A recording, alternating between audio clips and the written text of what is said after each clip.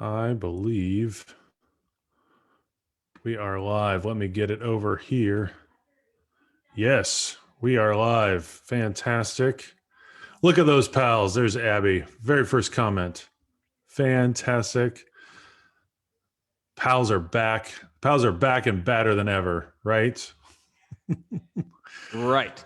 Yes, right. Whatever you say, Landon, right? That's where we're at on this. Good evening, friends. Yes, Mr. Vice Moderator. Oh, don't you even start with that. Oh, heavens. Friends, welcome to the first ever episode of Pastor Pals. Pastor Pals. One day we're going to have a theme song. Abby and I are working on a theme song, and we'll have graphics. It'll be a whole thing. It'll be like you're watching Nickelodeon. It'll be fantastic. I am excited to welcome my pal Josh. Oh, I think I've got the I am spiking my microphone. I'm yelling. I need to stop yelling, you sound Josh. Great. You sound well, great. That's fine. You just keep praising me and this will go well for you, sir. Absolutely, Mr. Vice Moderator. Oh, heavens. Friends, I'm excited to welcome our very first pal. Oh, I notice over in the description box of the Facebook Live, we're Pastor Pauls. I'll have to change that. We're not Pastor Pauls. We're Pastor Pals. Our first Pastor Pal, our good friend Josh Kerr from First Presbyterian Church in Claremore, Oklahoma. Josh, thank you for taking time on a Tuesday to come and chat with us. Glad to be here. Thanks for the invite. Oh, our pleasure. Yes, Josh keeps calling me Mr. Vice Moderator because that's probably how we met, because I was honored to get to serve with Cindy Bolbach as Vice Moderator of the General Assembly about a decade ago. I did look it up on Facebook. We have been Facebook friends since 2012. Wow. Yeah. Well, so we go way back officially. We're way back. We're besties from way back. Have we ever met in person, or has it always just been an online relationship? I suspect that we've probably seen each other, but I don't know that we've had an in-person conversation before. So when people ask us how'd you meet, we should say online. That's how. Yeah, that's what probably we should on say. The Twitters. On the Twitter. Oh yes, I let the Twitters go a few years ago, and my life is better for it, I will say. I'm happy for you. Yeah. So, Josh, tell us about your ministry, yourself. How'd you get to be where you are, brother? Well, I was born and raised at a very faithful church in Tulsa, Yale Avenue Presbyterian Church. Most of my family still goes there, and it was a great church to grow up in. So I am very much steeped in Presbyterianism. So I never had any desire to be a pastor. Was leaning towards doing camp and conference ministry because I really felt called there. While I was searching for a camp to serve, had a proper mountaintop experience at Highlands Camp in Colorado. Excuse me. Yep. And felt a call to pastoral ministry, and 5 years in small town Perry, Oklahoma. Great church there. And it's hard to, let's see, when did I come here? I think I've been here about 2 years and a half. It's hard to keep time with the pandemic, but I've been here a little while, shall we say. What is time? Time is nothing. Yeah. Time is nothing. I am the husband of Tara, who is a school counselor, and the father of Kellen, who is a very rambunctious and bright 9-year-old. And I like in-person meetings. I like seeing people's faces. Right. And other various luxuries, as it turns out, that I am sorely missing at the moment. Oh, but God is indeed good. That's right. Is that why you're in your sanctuary, because you just miss that all just so much? Or is it that you were trying to show me up in my bedroom? I just haven't had any time to spend at church over the last 9 months or so, Absolutely. Friends, before we went live, Josh and I were comparing notes on pandemic ministry. And Boy, what a ride it has been. So Josh is also preaching through the same lectionary text that we are preaching through. I'm not assuming you're doing a series on calling and discipleship, but that's what we're focusing on over at Westminster. I would be interested to know what are the things that you're seeing in the lectionary text as you're preaching throughout this month of January. Well, I think my favorite text of the last few weeks has been this last Sunday's, and it was the Mark text, and Jesus is calling people. It's the transition from John to Jesus in Mark, and John's message is repent and be baptized. Jesus' message is the kingdom of God has drawn near. Repent and believe the good news. So I have, the logical question is, what is the good news as Mark relates it, since we're talking about Mark? And if we look at what Jesus is calling people to do in Mark, it's not necessarily things we would want to sign up for. And the question I always go back to with those first disciples is, did they have any idea what they were signing up for? And I think absolutely not. No. And nor did they get the idea until it was probably time to go preach the gospel after the resurrection, So, take up your cross and follow me. Be willing to give sacrificially of yourself for the benefit of others. And those others are a lot of different people, many of whom we might shy away from on a day-to-day basis. Yeah, that's a good word. When you think about being called and being a disciple, what are the kinds of things that you think about? Not only for yourself, but as a pastor, talking to a congregation, just a real life human being. One of the things that I think you and I share is that we like to make sure that the folks that we serve understand us as normal human beings. I'm certainly not special. I mean, I think you're very special, Josh, but we're not special in the grand sense, right? What do you think? How do you think about calling and discipleship? How would you try to communicate what those things are and what those things mean? Well, I always go back to the very first lessons I was taught on what leadership looks like. I don't know. Are you familiar with the DISC leadership? I am. I can't remember which one I am, but I. All right. So I was an ID, and an I is very much loves to be the center of attention, loves doing things, but they love doing things, but they do it for the connection to other people. Got it. Not so much for the benefit of the task itself. So when I first, kind of waded into the waters of leadership at church retreats and that sort of thing, I loved being the center of attention. And that was my main gift from it that I would receive. Then I went to a few leadership camps at Dwight Mission. Jonathan Ball, Gwen Glasser, Amy Grober were my counselors. And they taught me a very cruel, but very good lesson that apparently leadership is about giving of yourself for other people.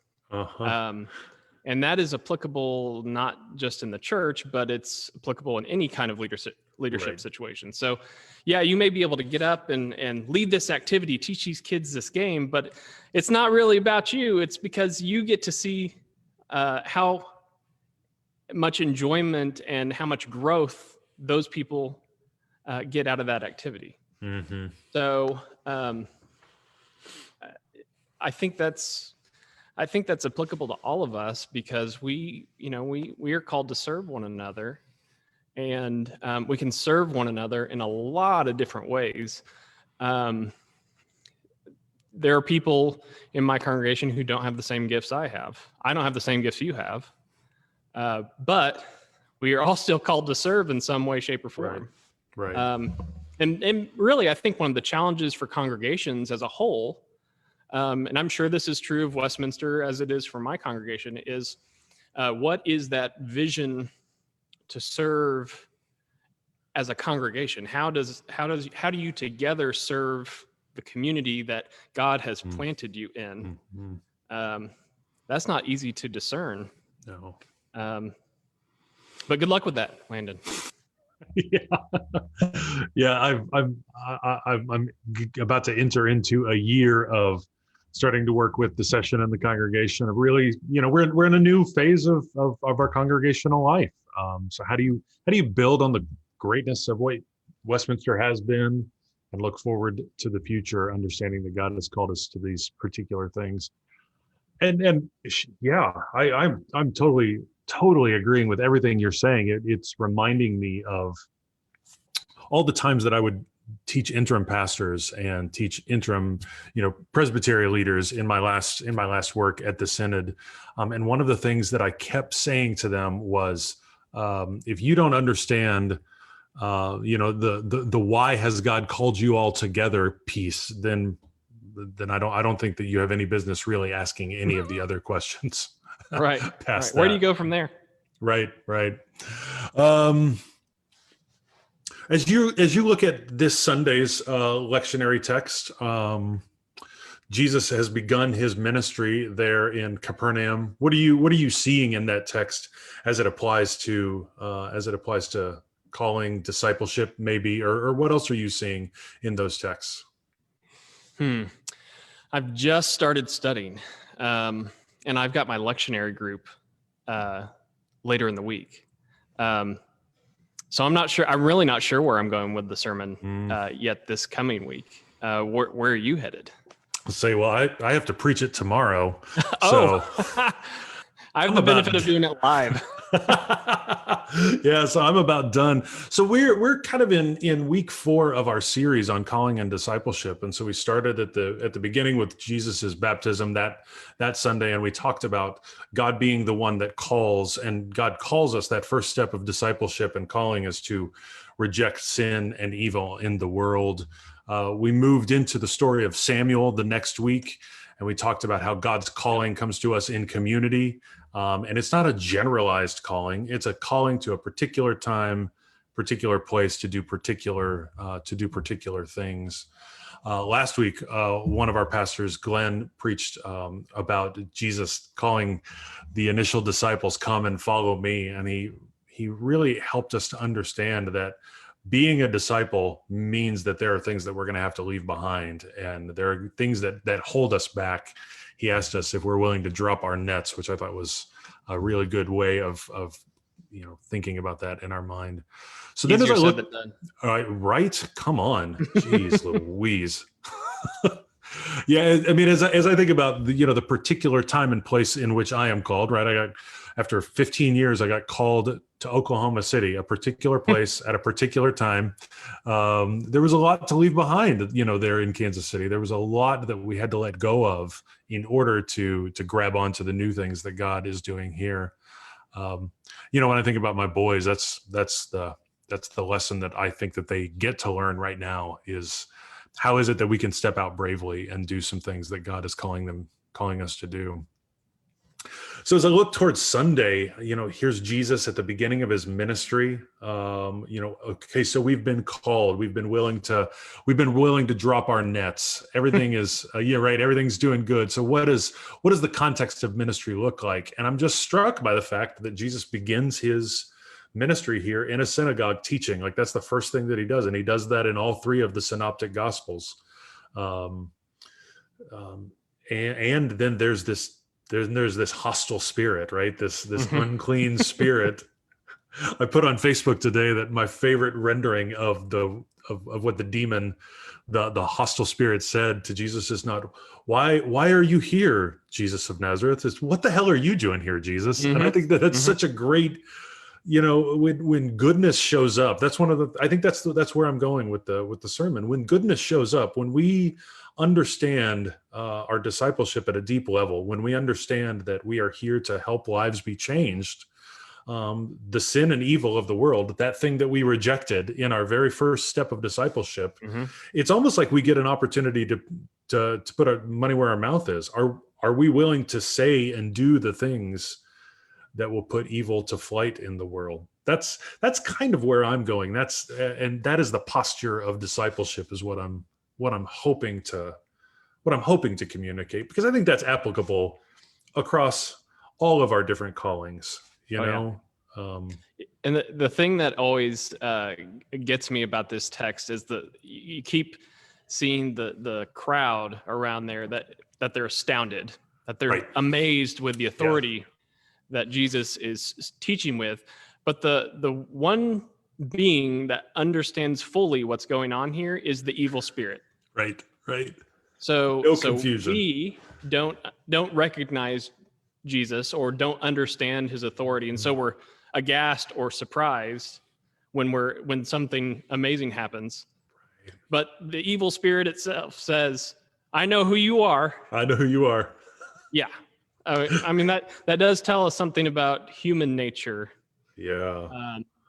And as you said, putting our money where our mouth is. Are we willing to take the leap, or will our amazement hold us back? Yeah. Which is such a significant part, at least of my own, what I consider my own discipleship, right? There are things I see and I'm amazed by it, but I don't care, right? I don't give much energy to it. It's like, oh, that was cool. Yeah. And then I just kind of move on with my day.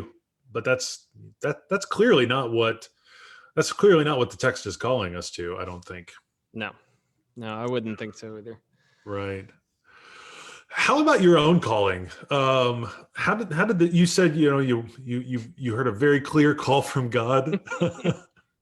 Yeah, it wasn't a voice, but it was a clear, tug probably isn't the right word. It was like a push through a door, unwillingly. I don't know. Yes. And the best part of this is, she's going to kill me for telling you this part. You being everybody who might be watching. So it took me quite a while to finish my undergraduate program. I was dithering about what I wanted to do, and just kind of drifting through my young adulthood. God bless my wife; she stuck with me. Right. Our partners are amazing all the time. Right. I finally graduate. I finally have a clear sense of direction. I'm going to be a camp director. I was going to be really good at it. I even had a job offer at one point. And then I come home from this conference where I interviewed for another position, and was there to network for, other potential openings. And I'm like, yeah, I think I should go to seminary for 3 years. And, I don't recall her rolling her eyes, but I can still, the force of that eye roll is embedded in my soul to this day. She's like, okay, here we go. Our second or third midlife crisis in his 20s. Amazing. And I stuck with it. And she's my proofreader, because I cannot, for the life of me, still see my own typos, because I read the way it's supposed to read, not what's on the paper. Right. She proofread all of my seminary applications and scholarship applications. And the content of those questions. It's a lot of, what is your call? What kind of ministry context do you want to be in? That kind of thing. And as soon as she read that stuff, she knew that there was something to it. Wow. And she has been 100% supportive, and a fantastic partner ever since. Not that she wasn't before, but she has been on board ever since that moment. I mean, she was pregnant and going to deliver in late May, and here I am coming to her in probably early December, late November, and saying, hey, let's move to a seminary campus to pursue this new direction. And so we moved in August to Austin in the middle of the summer. She found a job as a counselor down there. She started work the day after she arrived with a 3.5-month-old breastfeeding child. So that's how it all started. But I really love small church ministry. I kind of feel like we need churches like Westminster and kind of the flagship congregations in our states. But I think a lot of the health of our denomination as a whole is going to be reflected in the health or lack thereof of our kind of medium and small congregations. Right. And so I'm kind of an advocate for our smaller churches, and rural poverty issues are. I'm not going to say they're harder, but they're different than kind of urban poverty. Somebody has a need in Oklahoma City. There are a lot of people with need in Oklahoma City, but there are also a lot of places you can turn for help. The hard part in a rural setting is there's no place to turn to. So congregations need to really be active in supporting rural people in need and finding them, connecting with them, and supporting them. So yeah, absolutely. That's one of the significant things that I continually learned over the 10 years that I worked for the Synod of Mid-America across Kansas and Missouri. If your rural congregations are not healthy, your presbytery is not healthy, your church isn't healthy. That's in states like ours, that's a real significant thing. And in fact, I think there's an obligation of congregations like Westminster to partner with congregations in smaller, more isolated settings in a way that can really be a benefit of be of benefit to both. But certainly, I think there's an obligation there.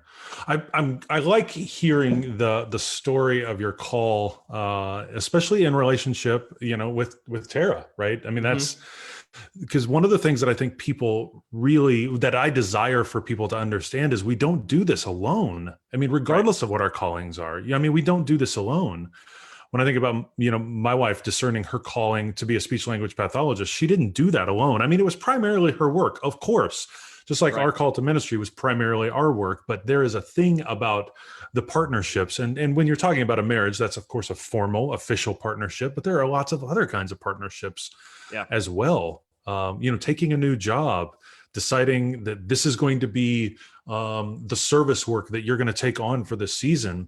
Those are not just things that we saying again.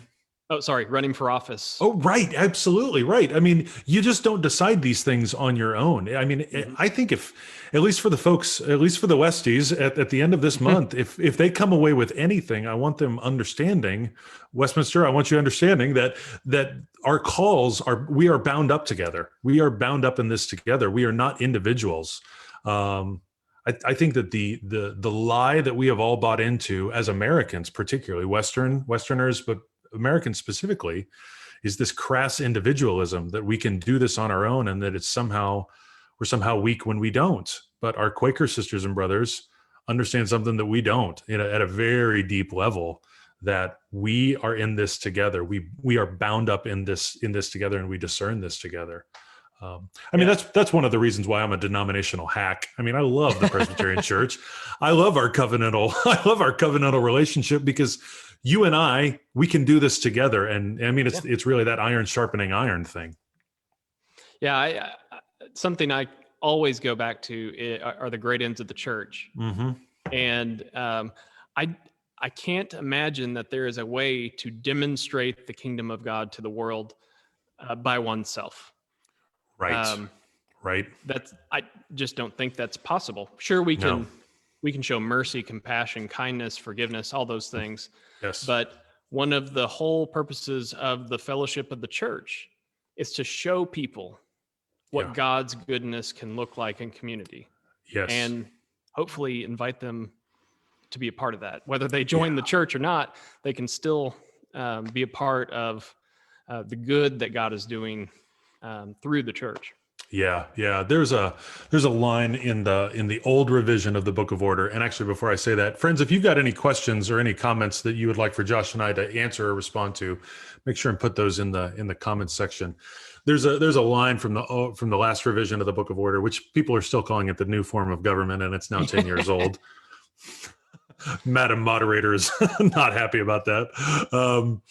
That the church is the provisional demonstration of what God intends for the world. That is my favorite ecclesiological statement that has ever been said. Like we, and as you're saying, I bring that up to say, like, I cannot by myself demonstrate what it is that God intends for the world. I just can't do that.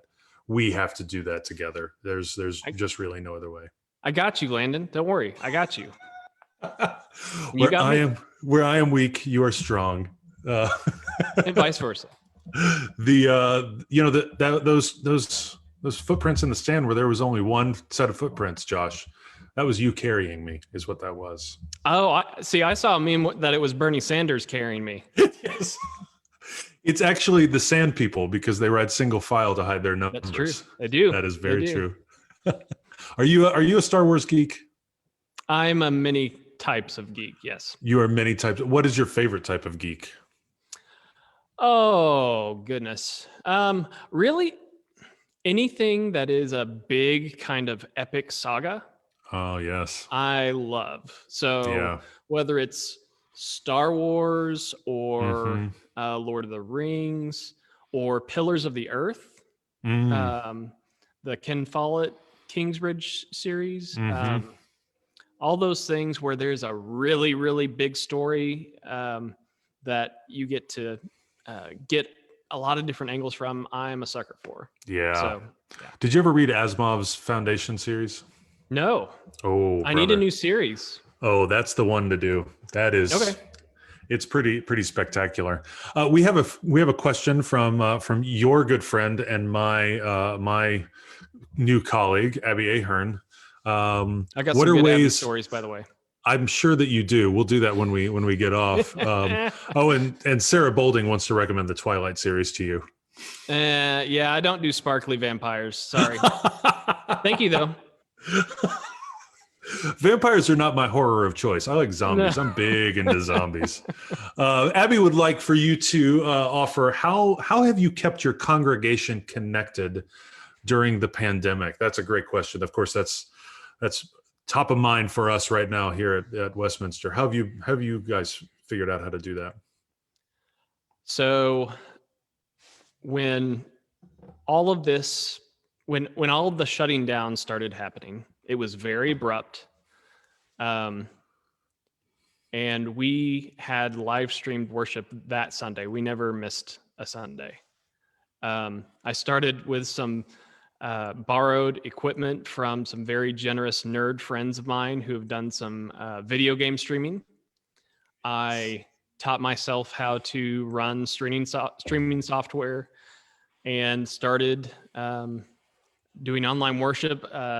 Was way over funcking for a while, doing daily children's programming, daily prayer, have simmered down on a lot of that stuff. So we immediately went online with everything we possibly could: Bible study, worship. And something that we noticed is that we were reaching people who were connected with our congregation. Maybe they were members who have health issues that have kept them at home and we just never saw them. Right. Maybe they are members who moved to Ohio. But our attendance actually went up when we started streaming. Yeah, I've heard this from a lot of pastors. Yeah, and that's missing out on the kind of handful of really faithful folks who didn't have online access. Right. So we didn't miss a beat there. When in the spring and summer, I would go take a lawn chair and park outside in somebody's lawn or driveway and have distance visits with them. Spend a lot of time on the phone. Stuff like that, really encouraging people to check on one another. Yeah. But I will say this congregation, that's second nature to them. Yeah. They love one another so much that it really takes the heat off of me from having to check on everybody every week, because they are constantly in contact and checking on one another. I will tell mid-sized to smaller, but particularly smaller congregations all the time, like your numbers are actually your superpower, because that means you know one another, right? Yeah. You know one another in a way that other congregations just don't get to. Right. So that, I mean, that's really huge. We experienced that here with particularly our with our Sunday school classes. There's a really good core of Sunday school classes. I've been really pleasantly, I won't say surprised, but just learning about the various communities within the Westminster sphere has been great. Ed asks, Josh, how have your TikTok videos, I hear you're a TikTok superstar, how have your TikTok videos been received by your congregation? Is it helping you reach out into the community? So as long as there's not a mustache involved, they like them. My ongoing kind of joke / threat with a number of our congregation is that I'm going to grow back what I call my Rona stash. And usually, during the cold years, I would grow a beard. But right. Since I've been wearing N95 masks and I want a proper seal, I'm not growing a beard. Right. So, the bad mustache was the answer. So they tend to like them. They tend to. I like that. Yeah. I mean, so here's what I'd say about that. The TikTok stuff, the memes, all of the silly stuff that I post often about the pandemic and, just life right now. That is how I approach difficult times. Whenever I'm facing a huge challenge, when I'm ready to laugh about it, that's when I'm ready to face it. My middle year of seminary, I'm going to get in trouble for this one too. My wife was diagnosed with breast cancer right in the middle of the year. She had a gene mutation. She was super young for it. Treatment, surgery, and everything. But when we first got the news, we went to the doctor, had that horrible appointment, came home. We were both just laying in our bed and feeling overwhelmed and sorry for ourselves and like true, proper despair for the situation. Right. But after a time of sitting with it, I made some kind of crass joke about the situation. And I don't remember what it was, but I remember saying this joke and we both laughed. And then we were ready to start facing it and telling people. Yeah. I remember calling, I called the seminary registrar, said, not going to be able to do that Hebrew exegesis class this semester after all. I need something a little easier. Yeah. But that's kind of what I do through a lot of my social media presence, the TikToks. And it's not so much a fear issue. It's just we're gonna face these things together. We're gonna laugh about them.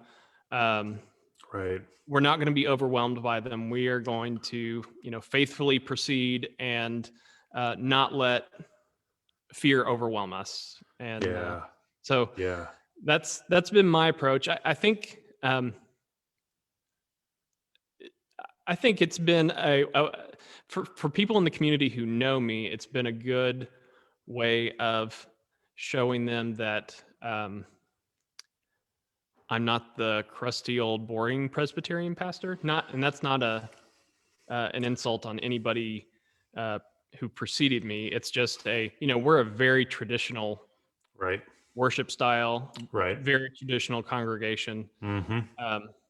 But we do actually like to laugh and have fun too. So yeah. A little bit of a demystification, maybe.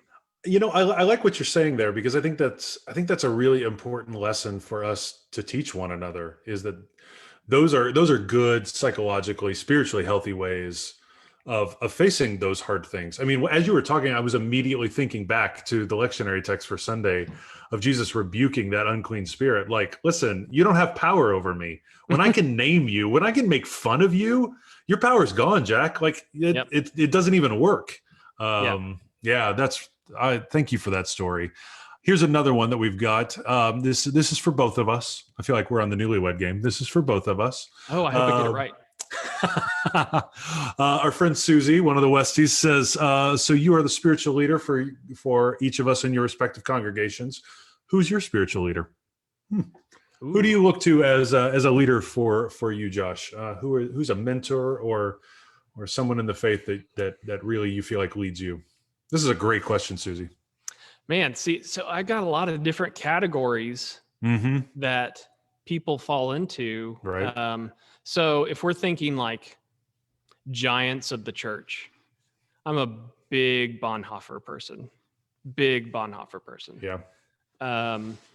If we're talking about more contemporary people, I know somebody Greg Coulter. He's been a mentor for me from the get-go. Yep.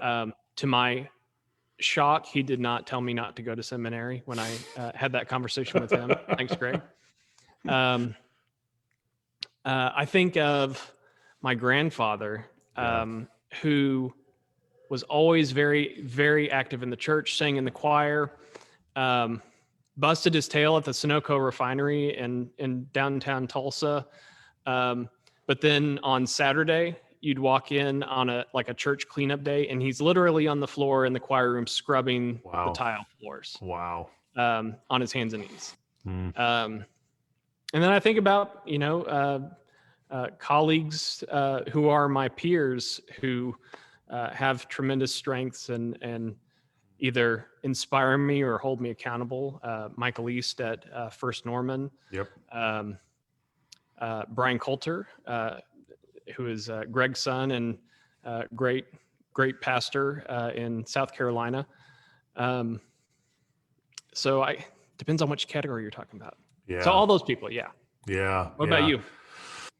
When I think about who is my spiritual leader, or who is, if I were to use the term, who is my pastor, I have to go to a group.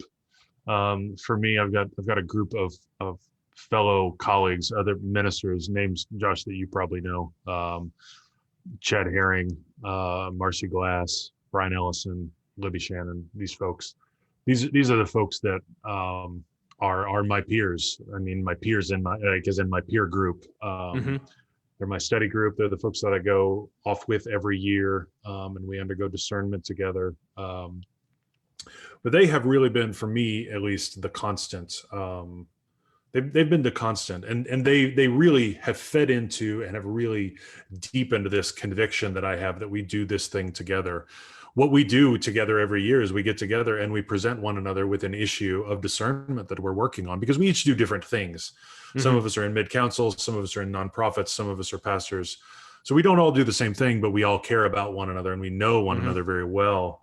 And so we present these issues of discernment together. And so I have really spent the last 6-7 years with this one group of people who have been helping me work through really key moments of my own ministry and discernment moving forward. And they're some of the best friends I have. And they're the people who can say things to me and know me well enough that they can say those things to me and I will hear it from them in ways that I won't hear it from just about anybody else. We all have those things. You're right, Susie. Everybody does need a pastor. Everybody needs a pastor. And also, and I'll give a shout out to somebody who's actually, I hope still watching. One of my predecessors here at Westminster, Steve Marsh, who was actually my college chaplain. Steve has been a pastor of mine for now 20, holy cow, almost 25 years. Wow. Was Steve the interim there? Yeah. Okay. I think he did Michael East's wedding. Likely. Yeah. Yeah. Steve, if you're still on, confirm or deny that for us. Well, I mean, and like when I was discerning my call to Westminster, Steve was the very first call that I make, again, with this theme of we do this thing together. We talk with one another. Josh, it is. Oh yeah. Go ahead. I was just going to wrap us up, but you give the one more thought and then then I'll wrap us up. I was just going to say, the pandemic has presented a particular need for that kind of support. And our presbytery, Eastern Oklahoma Presbytery, has, I think from that first week, we've had a weekly colleague gathering on Tuesdays. Yep. And Ours is on Thursdays. Yeah, that group, that meeting, organized by Tim, our general presbyter, Tim Blodgett, that has been my pastor throughout these months. And it's cool that it's not just a person, it's the presbytery surrounding me and others for support during this time. Yeah. Which let's you and I get a little Presby geeky right now, right? Ecclesiologically, that's how we understand our governance, right? Imagine that. Right. Yeah. We have corporate discernment and corporate governance and corporate ministry. Yay. Josh, this has been fantastic. Thank you. It is, I wish that we could have had a conversation in real life at some point in person, but boy, this was a good first date, Josh. Yeah. Thank you. I will, when we get our vaccinations, I'll come down and I'll take you to my favorite pho place. It's in Edmond. Ooh. And I'll let you buy. You know what? You're a giver. You're like Jesus on the cross. That's amazing. What is it? Does it have a clever name? Does it have a clever name? No, it's just pho and then a number. I think it's pho 54. Okay, so this is the best pho place. And for those of you who are not into pho is spelled P-H-O. It's Vietnamese, right? Yes. Yeah, Vietnamese soup. It's one of the Pan-Asian soups. It has surpassed ramen for me. Pho is the best. Yeah. Some friends of ours took us to a French Vietnamese fusion place called, wait for it, Eiffel Tower. How great. Well done. So good. Yeah. Well done. Yeah. Tip of the cap to them. Josh Kerr, you are a good man. You are obviously called and gifted by God. You are full of energy, intelligence, imagination, and love. We are grateful for you. Thanks for joining us on Pastor Pals, our inaugural Pastor Pals. It was an honor, and look forward to seeing you soon. All righty. Peace. Take care, everybody. Blessings. We'll see everybody next week. Bye-bye.